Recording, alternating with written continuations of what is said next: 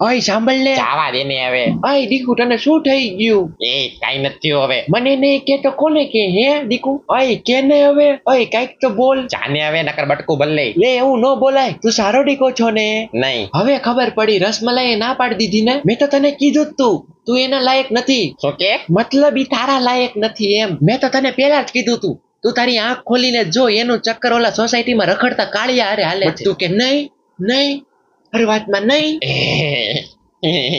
મને હવે જીવવામાં કોઈ રસ નથી. લે બટ તું એને મળવા તો ગયો તો, ત્યારે શું થયું? મેં તો એવું કઈ એને કીધું નહોતું. આ તો વટ પડે એટલે મેં પાછી ઇંગ્લિશમાં વાત કરી હતી. તને તો ખબર છે ને મારી ઇંગ્લિશ ગાભા કાઢી નાખે એવી. શું કે ઇંગ્લિશ? વાહ વાહ, તારી ઇંગ્લિશ તો મને બહુ ખબર છે હો. જરા એક મને શબ્દનું ટ્રાન્સલેટ કરીને દે તો, મને આ સહન નથી થતું. લે એમાં શું થઈ ગયું? I can't toilet. એ હવે ખબર પડી તને હું કામ મૂકી ગઈ. તારા બાપ દાદા માંથી કોઈને ઇંગ્લિશ આવડે છે? એ મારા બાપ દાદા ઉપર નહીં જવાનું, નકર બટકું ભલે. 1 મિનિટ